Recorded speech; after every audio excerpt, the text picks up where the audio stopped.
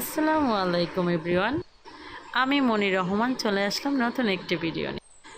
কাছে দূরে যে যেখান থেকে আমার এই ভিডিওটা দেখেন না কেন, আশা করি সবাই ভালো আছেন। আর কোনো অসুস্থ ব্যক্তি যদি আমার এই ভিডিওটা দেখে থাকেন, দোয়া করছে আল্লাহ যেন তাকে সুস্থতা দান করেন, সাথে আমাদেরকেও আল্লাহ যেন ভালো রাখেন।